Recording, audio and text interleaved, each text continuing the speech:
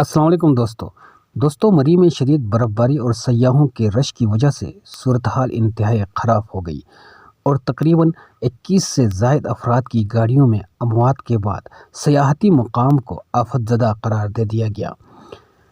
اسے مری کی تاریخ کا المناک سانحہ کہا جا سکتا ہے، جس میں ہر عمر کے تقریباً 21 افراد نے، جن میں بچے اور خواتین بھی شامل ہیں، سردی سے ٹھٹر کر یا گاڑیوں میں دم گھٹنے سے دائی اجل کو لبیک کہا۔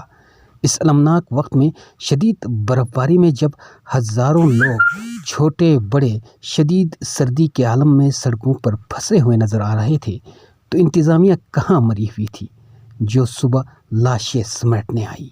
معصوم بچے ٹھٹرتے ہوئے جان دے گئے اور بدمعاش انتظامیہ گرم بستروں میں سوتی رہی۔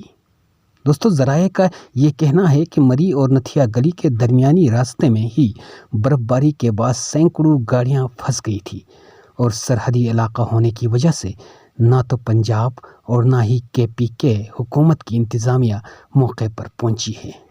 اونٹ رے اونٹ تیری کون سی کل سیدھی، یہ کیا بھارت کا سرحدی علاقہ تھا جو آنے اور امدادی کارروائی کرنے میں خطرہ تھا؟ مری کے عوام اور ہوٹل مالکان بھی، جن کی روزی روٹی ان سیاحوں کی وجہ سے چلتی ہے، وہ بھی مشکل وقت میں مدد کو نہیں پہنچے۔ اچھے دنوں میں یہ لوگ سیاحوں کی درگت بناتے ہیں، تو برے وقت میں انہوں نے کیا کام آنا تھا؟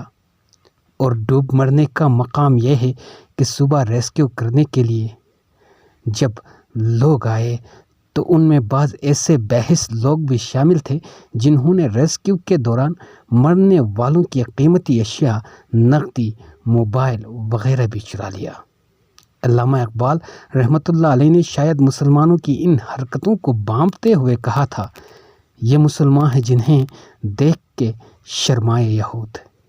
بے حسی اور غفلت کی انتہا ہو گئی۔ بے یار و مددگار برف میں دسے رہنے والے پورے کے پورے خاندانوں کی موت کے دردناک واقعے نے دل ہلا کے رکھ دیا ہے۔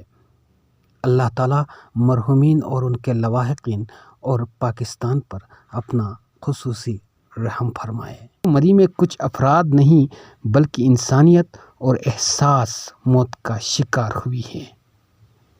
اللہ ہم سب کو آفات سے محفوظ رکھے اور آفات کے دوران اور عام وقت میں بھی دوسروں کی ہر ممکن مدد کرنے کی توفیق عنایت فرمائے۔